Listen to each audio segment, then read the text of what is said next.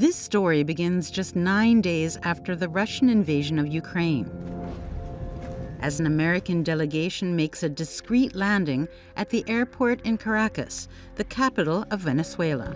Señoras y señores, bienvenidos a Caracas.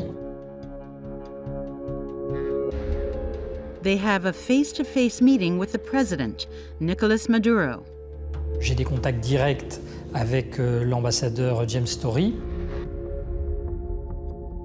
Il me confirme qu'il est bien là, avec d'autres personnalités américaines, pour discuter avec Nicolás Maduro. La invasión de Rusia a Ucrania, Maduro cree que puede tener una relevancia en el escenario político internacional a través del petróleo. Maduro aprovecha para mostrar un trato, ponerlo en ese momento a la luz pública para decir, aquí está Venezuela y va a poder sustituir los suministros de Rusia. Russian oil has just been placed under embargo by the West. The universal concern is that the cost of oil will skyrocket as a result. What was really on the mind of the White House was they wanted to get oil prices down. Their point of view with the war against Ukraine already underway, if they could get more Venezuelan oil onto the market before the 2022 election, Biden would not suffer politically. It's a historic diplomatic U-turn for the United States. After almost 25 years of conflict with Venezuela, circumstances have forced them into an unavoidable tête-à-tête. Virtually everywhere, socialism or communism produce suffering, corruption, and decay. Donald Trump, hands off Venezuela. De inmediati. Te mira.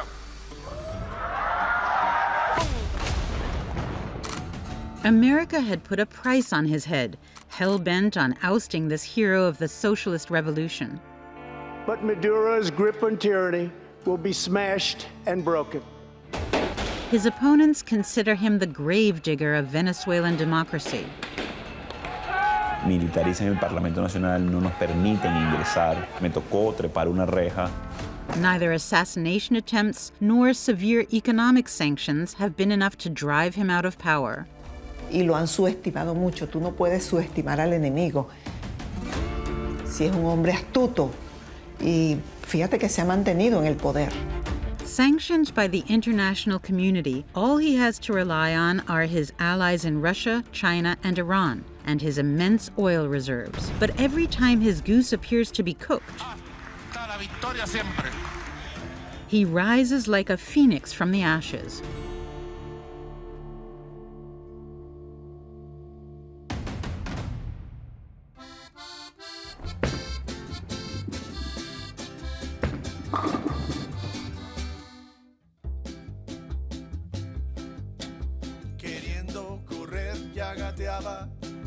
Queriendo de todo chillaba, mi papá vivía de artesanía. 1970s Venezuela. The American dream was in full swing. The country was then the richest in all of Latin America, with the biggest oil reserves in the world. Vino todo esto de Venezuela Saudita.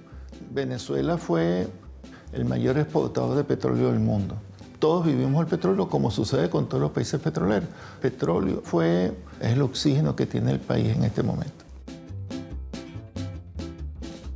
Remember, before 1976, most of Venezuela's oil production was controlled by the major international oil companies, Texaco, Exxon, Chevron. When I was in Venezuela for the first time, I could sit in my apartment building and watch the oil tankers coming in and out. Venezuela produced 3 million barrels of oil a day. It was a tremendous money-making operation for the Venezuelan government.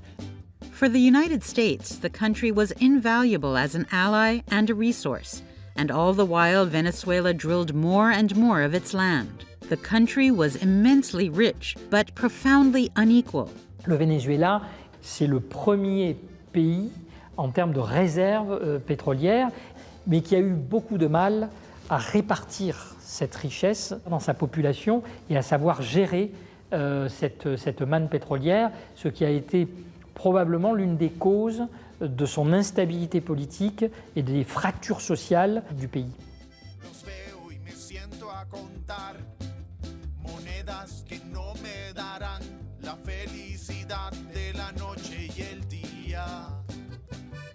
Caracas es una gran ciudad, Maracaibo, Valencia, pero veías todos los ranchos, las favelas, las zonas pobres de nuestro país, eran muchísimas. Esa inmensa riqueza no le estaba llegando a la gente. For the majority of the population, poverty was overwhelming. This deep-rooted inequality would prove to be fertile ground for an uprising that would bring the system to its knees. The hour of revolution had come, and leading the charge was Colonel Hugo Chavez.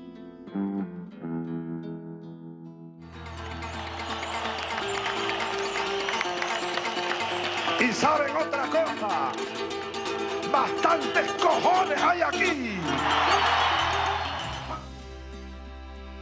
After an aborted coup attempt, Hugo Chavez won the presidential election in 1998 and launched his socialist revolution. In the shadows beside his spotlight stood his future right-hand man, Nicolas Maduro. Le chavisme, c'est la justice sociale. Hugo Chavez, lorsqu'il accède aux responsabilités, a comme premier objectif de réduire la fracture sociale au Venezuela, qui est une fracture très forte, liée au fait que c'est un pays pétrolier qui a accumulé de très grandes richesses, mais qui les a mal réparties. Chavez wanted to transform the country, and he was counting on oil to fund his ambitious social projects. He installed one of his close associates at the top of the oil industry. Rafael Ramírez would become one of the most powerful people in the country. Si bien el petróleo fue durante muchos años un instrumento para la dominación, ahora con la revolución bolivariana, el petróleo se ha convertido en un instrumento de liberación de nuestro pueblo. Independencia y patria socialista. Thanks to oil money, more than 9 million families gained access to social housing built by Chavez. For the first time, going to university was within reach for working-class people. Logramos llevar la pobreza del país a 7%, la pobreza crítica, que estuvo siempre cercana al 70%. Fueron avances sociales muy importantes. Hugo Chavez turned global politics upside down. Nicolas Maduro became his Minister of Foreign Affairs, orchestrating close relationships with Cuba, Putin's Russia, and Iran. Yo conocía a Nicolás Maduro como oficial de seguridad del anillo de seguridad de Hugo Chávez, del primer anillo. Nicolás Maduro estaba como diputado a la Asamblea Nacional, después él fue presidente de la Asamblea Nacional y después lo nombraron canciller. Era como un muchacho de hacer mandados de Hugo Chávez. But Hugo Chávez's health was failing. His illness pushed him to name a successor.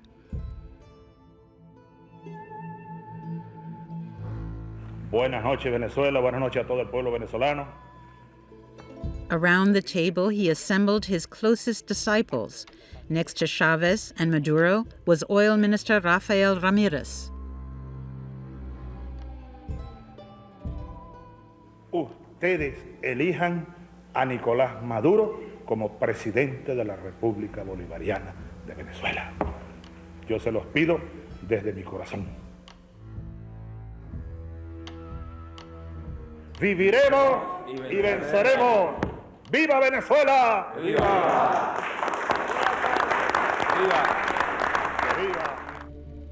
A few days later, Hugo Chavez got on a plane to Havana, never to be seen again.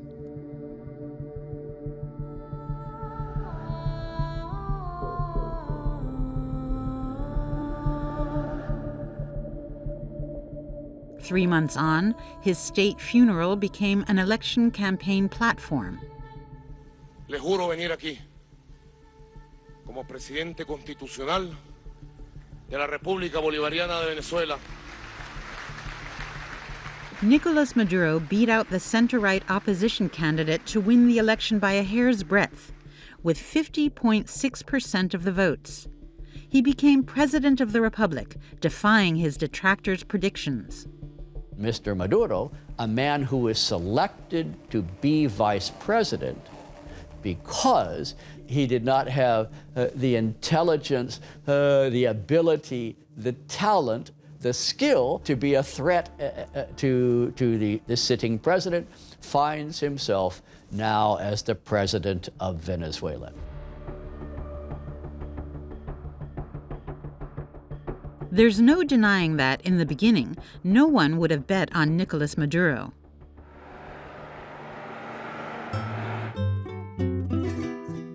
His career first sputtered to life on a bus.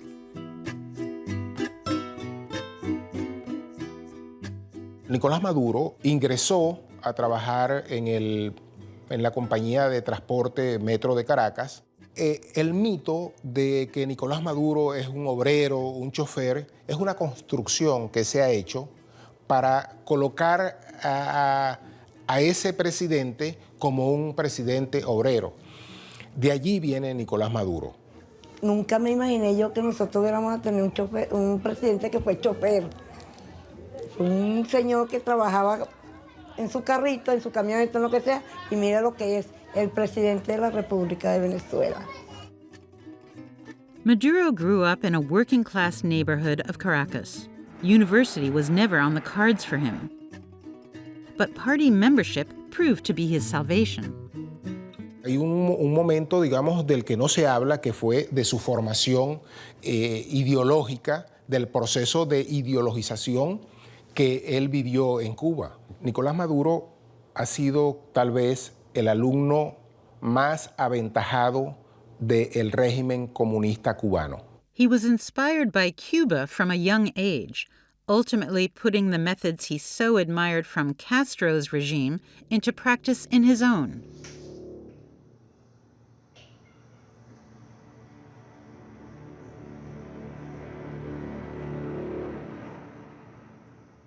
Yo llego a ser director del SEBIN, el Servicio Bolivariano de Inteligencia Nacional. Es la policía política. Sin embargo, Nicolás Maduro la utiliza como una policía particular. Para Maduro es como era la Gestapo para Adolfo Hitler. Maduro me dice a mí, tienen que llegar a perfeccionar el aparato de inteligencia a tal nivel de que cada uno de los opositores le tengan sembrado una persona que en tiempo real les informe todo lo que esa persona hace. En algunos casos, a veces me preguntaba jocosamente, mire, ¿y qué desayunaron? Tenía información, pues había recursos para eso. Heading up the intelligence service from 2018, General Manuel Christopher Figuera was the watchdog of the regime. From arbitrary arrests to torture, his officers were accused of serious human rights violations. But tracking opponents of the regime wasn't his only responsibility. Mr. Maduro does not have a great deal of respect from the other members of the Chavista movement.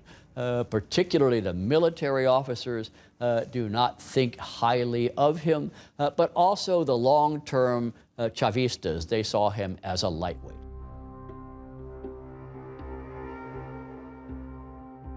Generals, ministers, magistrates, no one escaped surveillance by the now paranoid regime. Especially not its eternal rivals. Maduro había dado la orden de meterme preso, o sea, tan pronto. A mí me tenía identificado como la persona que podía sustituirlo en la presidencia. As the head of the oil ministry, he had become too powerful. Maduro, en su impotencia de no poder detenerme, ha recurrido a la ofensa, a la descalificación. Me han quitado mi casa, me han exiliado, me persiguen, a mí, a mi esposa, a mi familia. Tengo un hermano preso desde hace un año, un hermano que no tiene nada que ver con la política. Nicolas Maduro accused his rival of having embezzled millions of petrodollars, driving the oil industry into ruin to line his pockets on his way out. Siendo los corruptos de la época, bandidos, casi todos están prófugos de la justicia, como la rata inmunda de Rafael Ramírez, protegido por el imperio norteamericano, viviendo en un castillo, una mansión en Italia. Rata inmunda, rata traidora, más temprano que tarde, la justicia venezolana te pondrá los ganchos, ladrón de 4 suelas. Y entonces nos hace de lado, pero no solamente a mí, a todos los de Chávez, como ya dije. Y ese grupo de Cancillería asume el control de todas las instituciones económicas. Tú me preguntas cómo me siento, indignado, porque han destruido el país, porque han destruido un sueño que todos teníamos.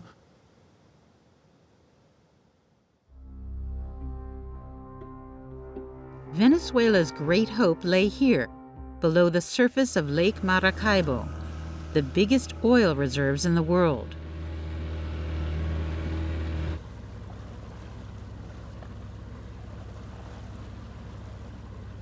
Rafael Zambrano has worked for the national oil company PDVSA since the 90s. Como estamos viendo ahorita, una de las gabarras más emblemáticas ahí, que era la GP11, una gabarra de las últimas generación, la vemos completamente abandonada, inservible, sin ningún tipo de operatividad.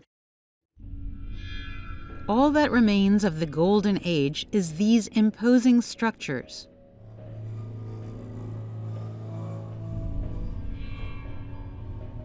Es precisamente como si estuviéramos en una guerra de Ucrania, de Rusia, de Israel, del Líbano, porque es lo que se ve.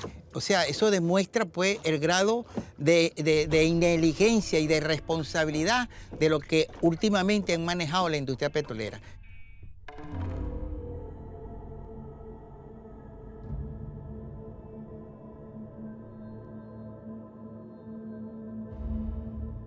El último que pasó ahí, hizo todo lo que hizo, fue Rafael Ramírez. Pero después los que han venido, que son los que realmente manejan toda la estructura de la industria petrolera. Y entonces, al tú no colocar gente que esté a la altura profesionalmente, ve lo que está ocurriendo.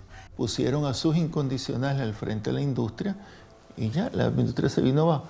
Sacaron los recursos operativos de PDVSA para otros propósitos. Y la empresa petrolera necesita permanentemente recibir suministros de tuberías, de equipos químicos, todo. Cuando suspendieron eso, PDVSA se fue deteniendo su producción. Todos los equipos están destartalados, las cabrias se las llevaron para desguazarlas y venderlas como chatarra.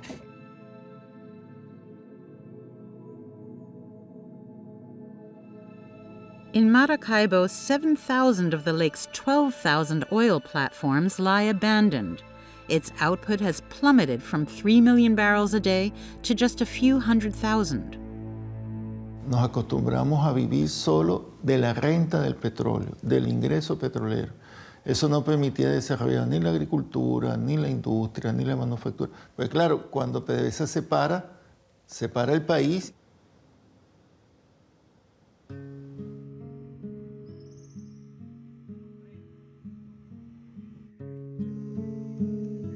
Once a symbol of the country's modernity, this oil city has become a ghost town.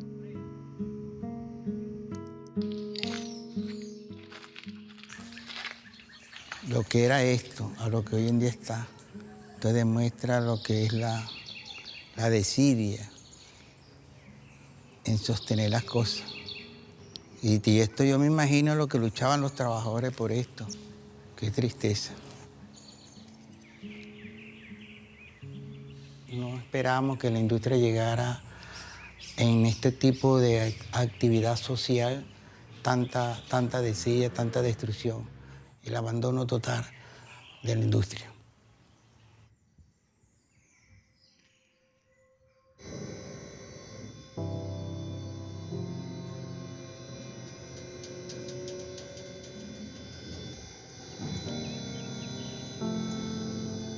Amidst the ruins, resourcefulness reigns. Pero fíjate la presión de gas que hay. Parece un mechurrio.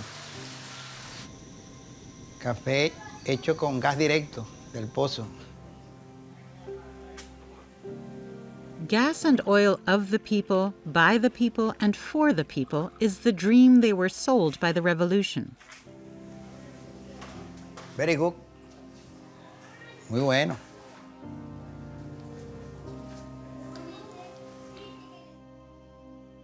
And hope endures today, a flame that hasn't gone out. It's a dream worth fighting for, as the people reminded their president in a dramatic turn of events.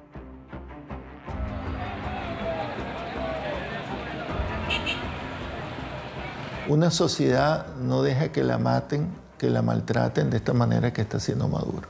Viene la respuesta violenta, viene la explosión, y eso es lo que va a suceder en Venezuela un día.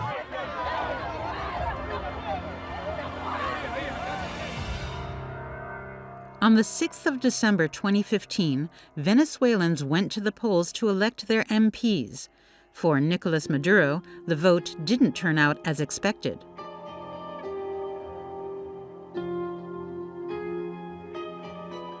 Ese día, con irreverencia, con revire democrático.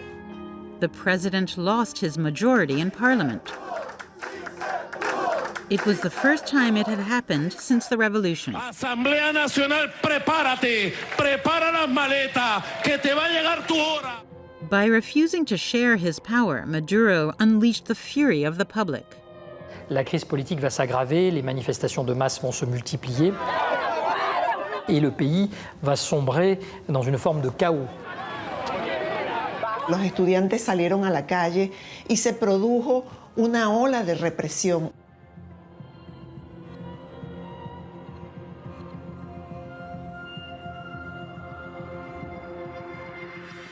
Hubo 131 fallecidos, muertos a manos de los cuerpos de seguridad del Estado.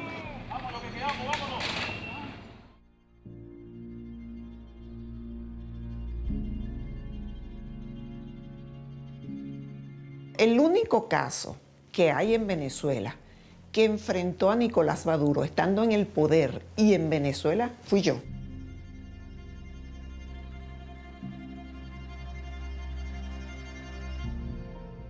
Luisa Ortega was at that time the Prosecutor General of the Republic, the apex of legal power. Since 2007, she had used her strategic position to protect the regime from embarrassing inquiries.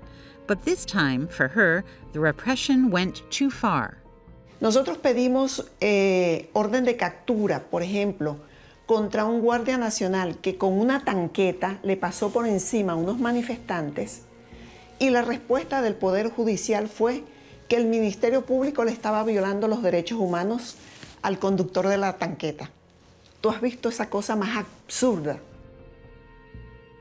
Luisa Ortega had crossed the red line, and she would pay for it dearly. El día 5 de agosto de 2017, asaltaron el Ministerio Público como a las 3 de la mañana. A las 6 de la mañana yo me entero y me apersono allí como a las 7 de la mañana. Me apersono y, bueno, fui víctima de agresión por parte de los militares que estaban allí. Ya vieron el asedio que hay aquí en el Ministerio Público. Ya vieron el asedio, ¿cómo tienen Yo tuve que huir en una moto porque comenzaron las amenazas de que me iban a golpear allí mismo, que me iban a detener y bueno, quién sabe qué podía pasar. Para Carahota Digital, la fiscal Luisa Ortega Díaz se encuentra escoltada. Yo tuve que disfrazarme, tuve que ponerme una peluca de color negro para transitar por las carreteras venezolanas.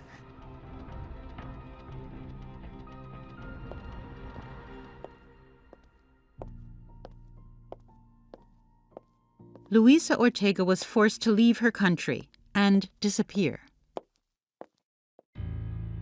A few months later, she visited the International Criminal Court in The Hague, equipped with damning documents incriminating the Venezuelan regime.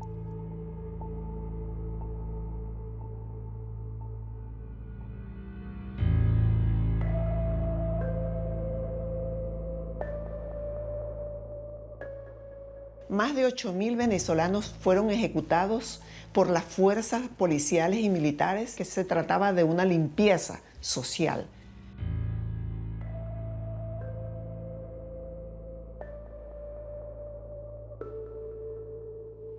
¿Por qué querían arrasar con ellos? Indudablemente porque hay una política sistemática de violar a los derechos humanos, mostrarse como fuertes para que la gente no piense, la gente no sienta deseos de reclamar sus derechos, sino que se sienta perseguida, acosada, atemorizada.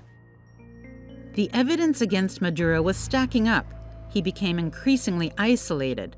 For the United States, the time was ripe to deliver the coup de grâce.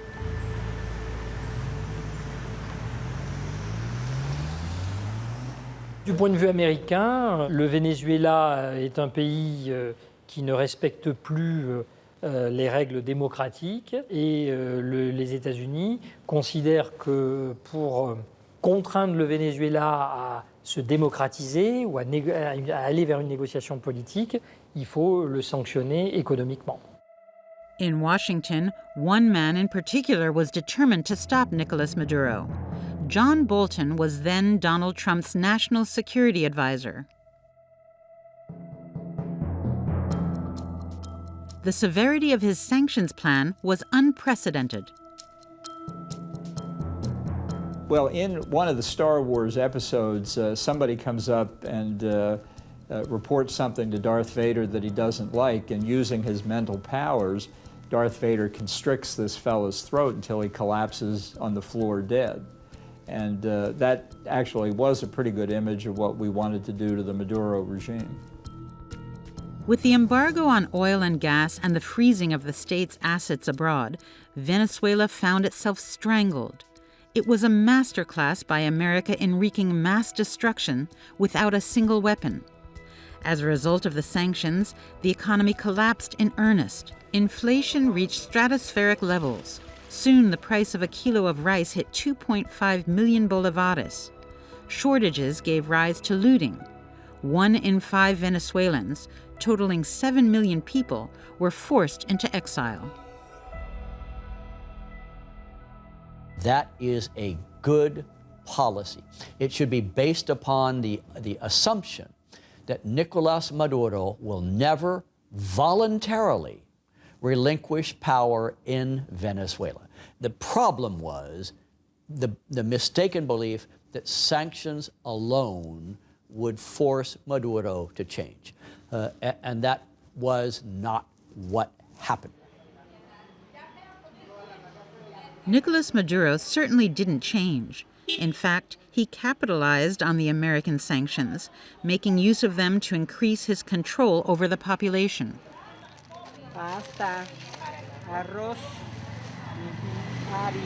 In working-class areas, party representatives were responsible for distributing food aid. Cuando ellos reciben, a través del AP, recibimos lo que es el escaneo a través del carnet de la patria. Se le va escaneando donde ellos sepan que ellos reciben el beneficio. Es distribuido así como lo distribuimos torre por torre. Se llaman los CLAP. Entonces a la gente pobre le dan una caja de unos productos de mala calidad, sí y solo si apoyas a Maduro. Un mecanismo de control social.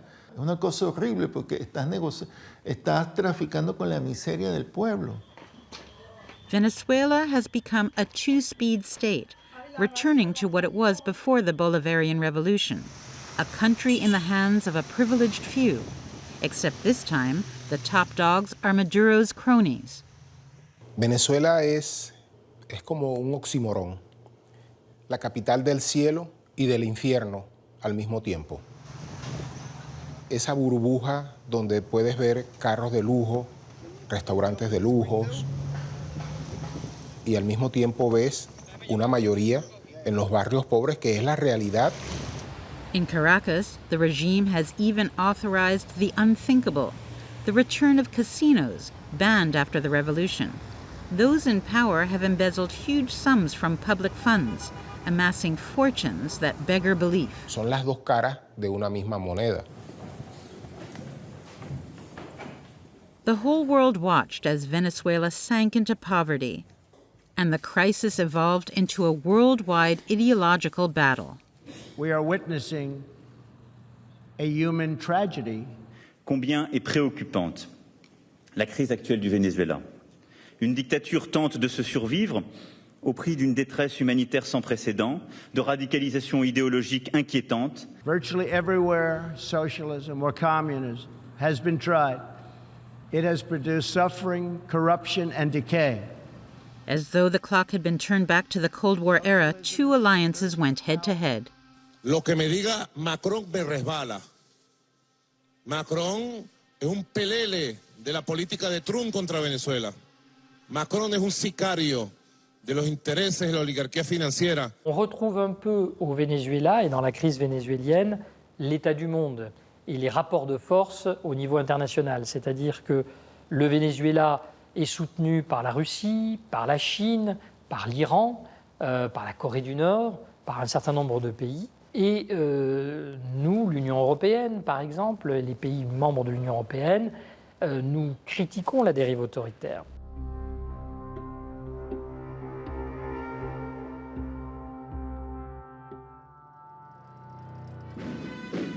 Despite the support of his allies, Maduro was isolated. His grip on power was shakier than ever before. Like all dictatorships, Maduro likes to show the support of the military. It's critical to maintaining him in power. Ha llegado la hora de la recuperación económica y necesitamos. And what happened, a couple of drones coming from somewhere to assassinate Maduro. The first blow came on the day of the anniversary of the Bolivarian National Guard, the Venezuelan military police. It's a very graphic demonstration. This is not a crack unit that could be counted on in a crisis. They were running to save themselves, not to save Maduro. No tengo duda en este momento.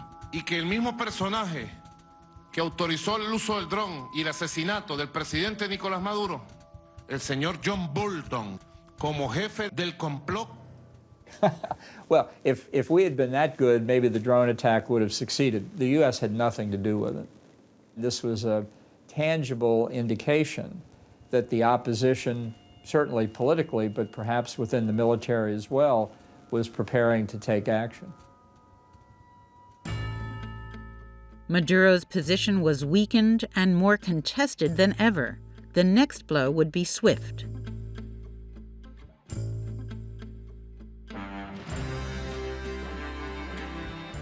Two men were preparing to deliver the fatal blow.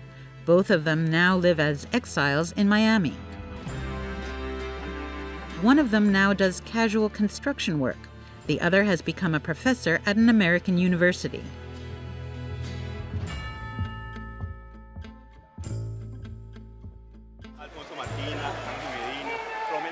In 2019, Juan Guaidó was president of the National Assembly and heading up an opposition that no longer recognized Maduro as legitimate. He decided to force the hand of fate. Juro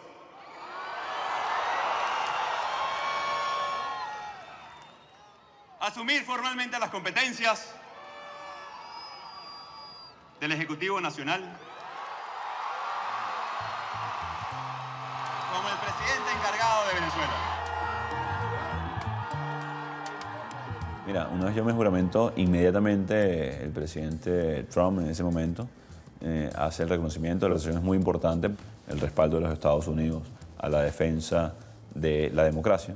It's a question of enormous strategic importance for the United States to have a free government in Venezuela that will be sympathetic to American interests, not to Russian interests, not to Chinese, not to Iranian interests. Joining us in the gallery is the true and legitimate president of Venezuela, Juan Guaidó. Mr. President, please take this message back to your government.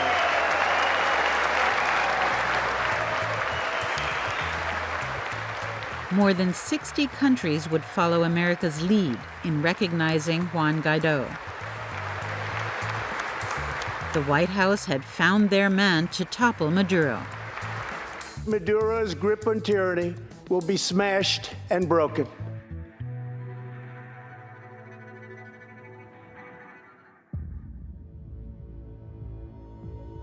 In Caracas, the smell of regime change was in the air. The night of 30th April, the telephone rang in the White House. Operation Freedom had begun. I recall that I spoke with Trump about 5 o'clock. Obviously, he was asleep. One of the key actors that the opposition had been dealing with was General Figueroa.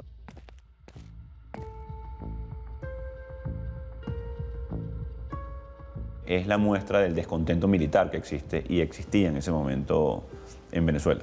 When it was clear that he had defected, when he had acknowledged Guaido's legitimacy, that would bring other elements, perhaps even Defense Minister Padrino, to the side of Juan Guaidó.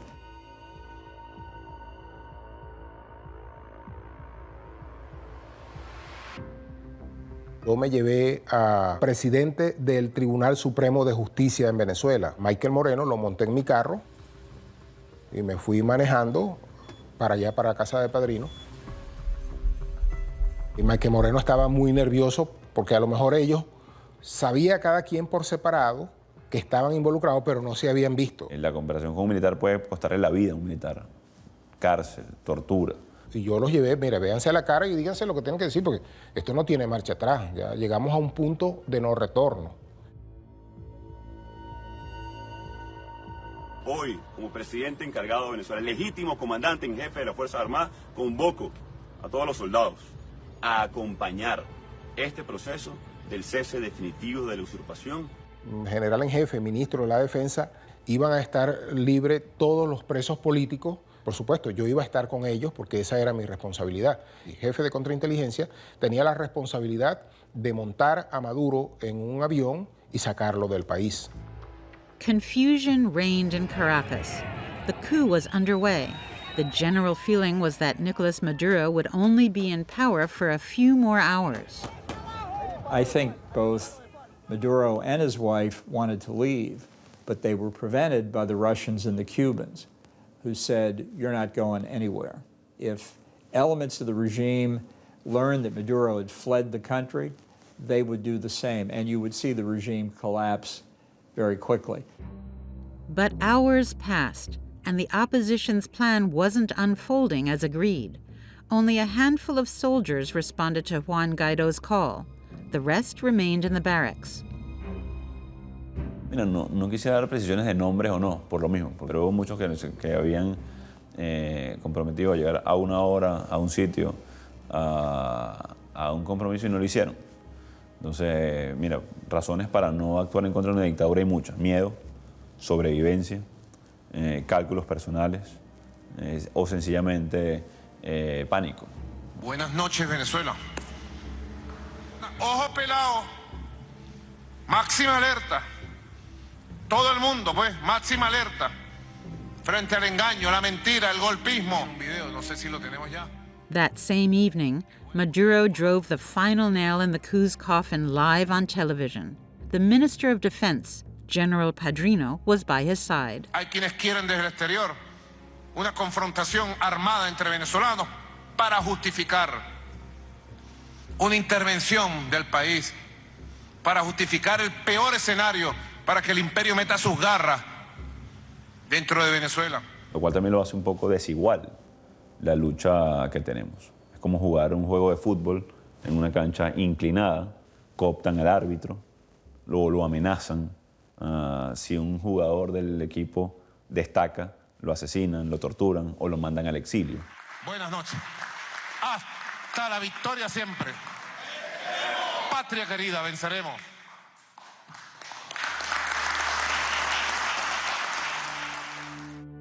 Just one man was absent from the United Front that evening, the renegade general. Maduro me llamó en varias ocasiones y conversamos por teléfono. Él me pidió que me presentara, pero mi esposa me dijo, no lo hagas o te van a meter en un hueco. Yo creo que es conveniente que tú te huyas. Esta foto se la mandaron a los comandantes de la frontera para que si veían a cualquiera de estos que estaban aquí, yo estaba de primero, nos dieran de baja. Sentí que la muerte estaba caminando conmigo en ese instante. Pero bueno, ya tengo que tratar de salir, por lo menos. En ese momento fue un momento crítico.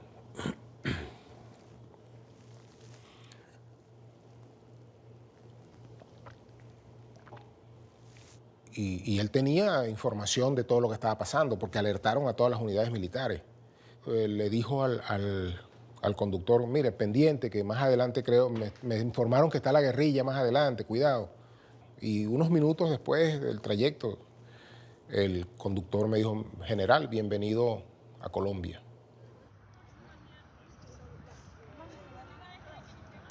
The failure of the opposition was also the failure of John Bolton at the White House. Venezuela had slipped through their fingers. May 23rd, Putin and Trump had a conversation where Putin basically gloated that Guaido had been defeated. And he said, you know, the whole thing was a U.S. effort, as you know, and you've actually consolidated Maduro's power. Nicolas Maduro has stood firm, cementing his reputation as indestructible. Around him, the world has changed. Joe Biden has replaced Donald Trump. Office of President of the United States. Part of Latin America has swung back to the left. In Brazil, his friend Lula has returned to power. He invited him to Brasilia as a guest of honor. Companheiro Maduro, que é preciso, você sabe a narrativa que se construiu contra a Venezuela, da antidemocracia, do autoritarismo, sabe? Então eu acho que cabe à Venezuela mostrar a sua narrativa para que possa efetivamente fazer pessoas mudar de opinião. Está nas suas mãos, companheiro, construir a sua narrativa e virar esse jogo.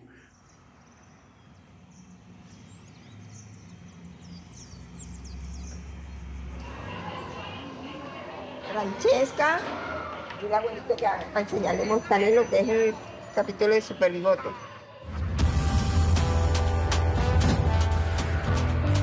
Hay un super del que todos hablan, siempre atento cuando el mal ataca. Su puño de hierro es invencible, Super Bigote. Estos son los Estados Unidos, que son los que nos impidieron la de la luz. Se nos va la luz en toda Venezuela. Fue afectado hospitales y todo, ¿verdad? Tuvimos un caos grandísimo. ¡Es Super Bigote! O Super Bigotes con un gran equipo que para solucionar los problemas. Por lo menos el de Barcín es horrible. Pero el programa del muñequito de Maduro, una enseñanza, porque los niños dirán, bueno, ¿por qué vuela? Bueno, porque está volando en defensa de nuestro pueblo. Es el dron electromagnético. A sus puestos. Y de los malos, yo me encargo. It's in a superhero costume that his propaganda now portrays him to the public.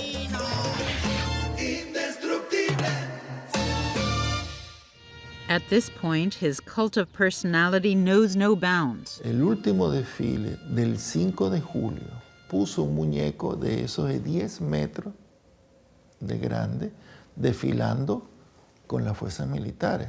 Es absurdo.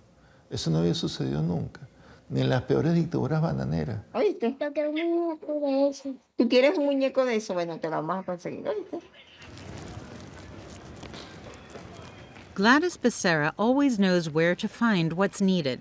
It's clear that she enjoys a few perks here as the party representative for this building. Realizando a través de lo que es el CLA, y Maduro le ha tocado momentos difíciles. Las guarimbas, las huelgas, las manifestaciones, la economía, pero él se ha mantenido y el pueblo ha estado con él.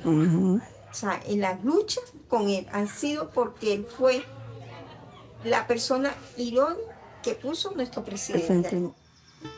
The Nelson Mandela Housing Estate, 6 towering concrete blocks perched in the heights of Caracas.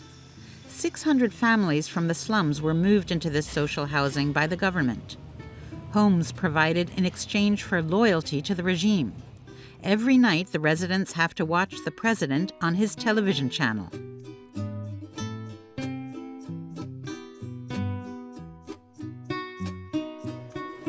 Ustedes, mujeres, sobre todo las mujeres, son las herederas de las libertadoras de América.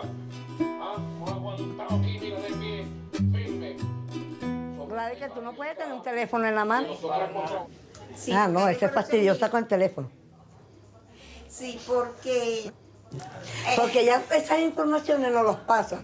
Cuando ella pasa la información, hay que cenar temprano para yo poderme sentar a ver mi televisión. Acuérdese de ver el programa porque ella a veces nos pregunta cosas y uno queda, que no lo viste. Super Mustache's power is undeniable. After more than 10 years in office, he continues to rewrite his story every day. Maduro dances on. His people falter, but are forced to follow his every step. Maduro dances on, and now he wants to impose his rhythm on the rest of the world.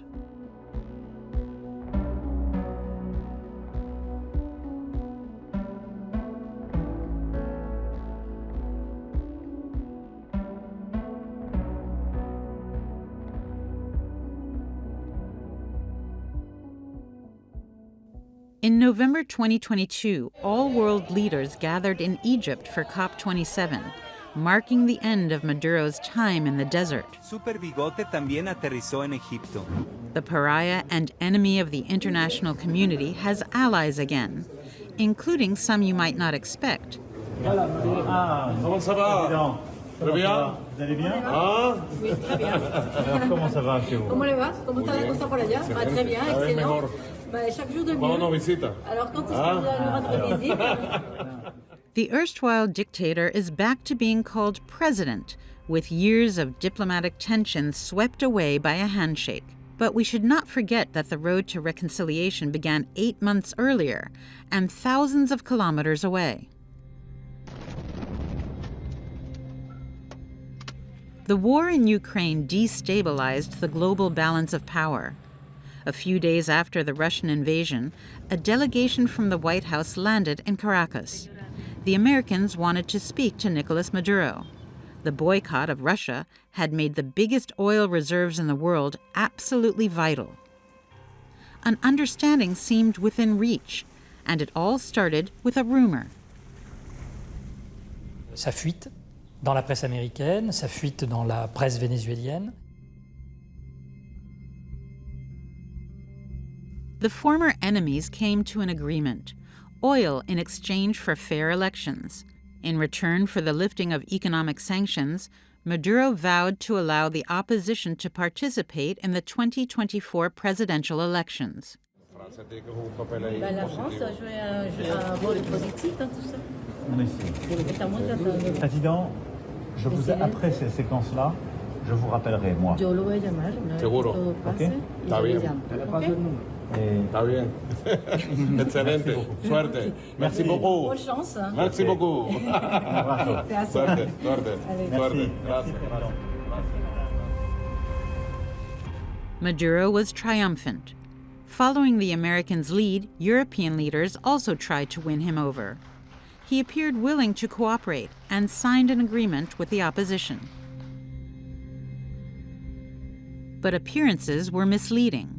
A few months out from the election, the main presidential candidates remain ineligible. Their associates have been arrested by police. Ver cómo países tan importantes son capaces, en nombre de ese pragmatismo, de hacer cosas, pero siempre están equivocados. Fíjate, Estados Unidos le ha hecho concesiones a Maduro tremendas. ¿Y qué ha hecho Maduro en cambio? Nada. Ha continuado inhabilitando candidatos, ha continuado persiguiendo y metiendo preso a la gente. Entonces por eso digo, los venezolanos no podemos estar poniendo nuestras esperanzas en que Trump o Biden hagan una u otra cosa, o lo haga Macron, ¿no?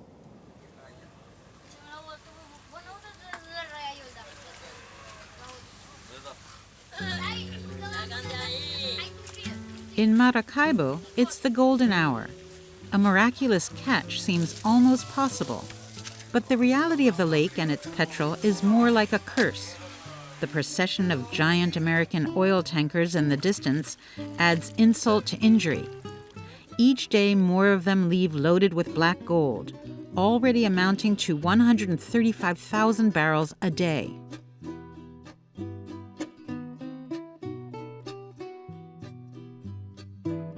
Nosotros no nos conviene tener petróleo aquí así porque mira cómo estamos todos llagosos, todos perdidos, no podemos trabajar bien. No me gusta, porque uno lo cocina y sabe puro petróleo.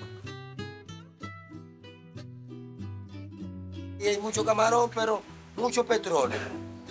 Tengo 10 años pescando y 10 años con petróleo. Nunca se acaba el petróleo, nunca. Maduro has clung onto power, proving indestructible in the face of attacks and sanctions. Propped up by a handful of allied regimes, he's done more than just survive. He's made a return to grace, saved by this lake and its treasure. Venezuela's oil may be a poisoned chalice for its people, but for their dictator, it's a golden ticket.